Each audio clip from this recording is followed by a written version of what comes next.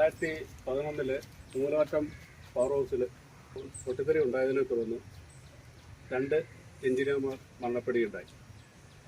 അന്ന് തൊടുപുഴയിൽ നിന്നുമാണ് ഫയർഫോഴ്സിൻ്റെ ഒരു യൂണിറ്റ് വന്നത്.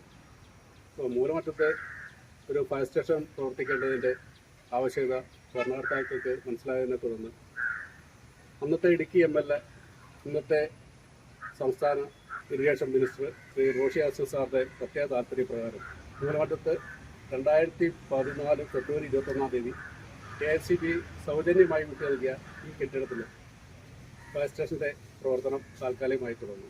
അന്ന് MLA ഫണ്ടിൽ നിന്നും 50 ലക്ഷം രൂപ ഫയർ സ്റ്റേഷൻ്റെ കെട്ടിടം പണിയുന്നതിനായിട്ട് നമുക്ക് അനുവദിച്ചിരുന്നു. എന്നാൽ KICB 1 ഏക്കർ സ്ഥലം നമുക്ക് വിട്ടു നൽകിയിരുന്നു. പക്ഷേ സ്വന്തം പേരിലാകാത്തതിൻ്റെ പേരിൽ ആ ഫണ്ട് ലാപ്സായിപ്പോയി. അങ്ങനെ നിരന്തരമായ ശ്രമഫലമായി 2023 KICB നമുക്ക് വിട്ടുതന്ന 1 ഏക്കർ സ്ഥലം ഫയർ ആൻഡ് റെസ്ക്യൂ വകുപ്പിന് നിയമപരമായി ലഭിക്കുകയുണ്ടായി. 2023 സെപ്റ്റംബറിൽ ഈ സ്ഥലം ഫയർ ആൻഡ് റെസ്ക്യൂ സർവീസിന് കൈമാറുകയും കെട്ടിടം പണിയുന്നതിനായിട്ട് പരിശ്രമം മുൻകാല സ്റ്റേഷൻ ഓഫീസർമാർ പ്രവർത്തനം തുടരുന്നത്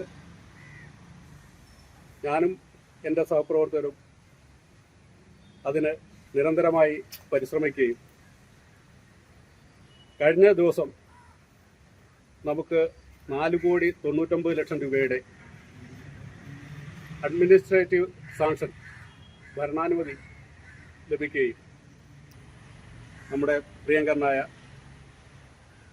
സംസ്ഥാന ഇറിഗേഷൻ വകുപ്പ് മന്ത്രി റോഷി അഗസ്റ്റിൻ സാറിന് മൂലമറ്റം ഫയർ സ്റ്റേഷൻ്റെ പേരിലും എല്ലാ ജീവനക്കാരുടെ പേരിലും എൻ്റെ പേരിലും നന്ദി അറിയിച്ചു കൊടുക്കും.